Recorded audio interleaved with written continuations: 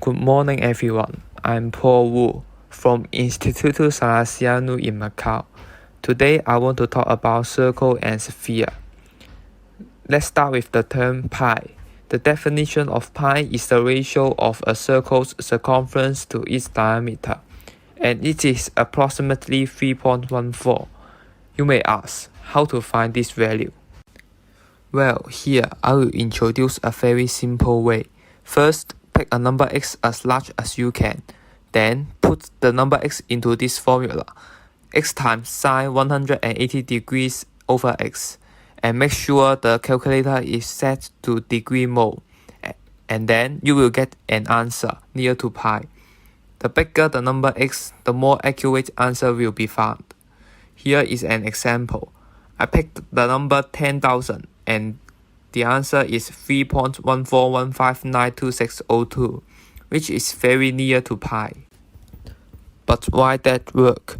We can use limit to prove the formula. First, we change that formula into a fraction, and then we differentiate both numerator and denominator. And we change the formula into 118 times cosine 118 degree over x. As we know that limit x to infinity cosine 180 over x is equal to cosine 0, which is equal to 1. So this is equal to 180. And 180 degrees is equal to pi in radian. Therefore, we find pi. Next, let's talk about the area of a circle. It is equal to pi r squared. But why? I will prove it by definite integration. In this graph, the curve is a circle and the center of the circle is the origin. The equation of the curve is x squared plus y squared equal to r squared, where r is a constant. The x-intercept of the curve is r0 and negative r0. In the rectangle CDEF, CF is equal to y and EF is equal to dx. The upper semicircle is made up of many rectangles, so the area of the semicircle is equal to the sum of those rectangles. Therefore, we can write this equation down. Then we can use trigonometric substitution to change the equation into this.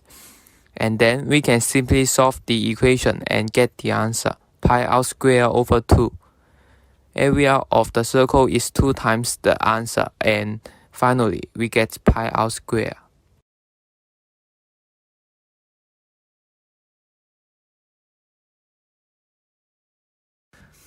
We still have the last problem, the volume of sphere, which is equal to 4 over 3 times pi r cubed. We can use this method to prove this.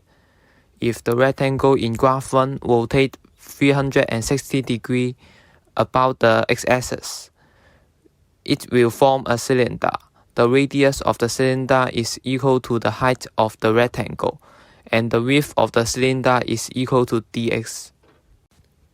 The volume of the cylinder is equal to the base area times the height, so it is pi r squared h. Therefore, the volume of this cylinder is equal to pi y squared dx. The sphere is made up of many cylinders, so the volume of the sphere is equal to the sum of volume of those cylinders. Therefore, we can write the equation below and solve it simply and get the answer, 4 over 3 times pi r cubed.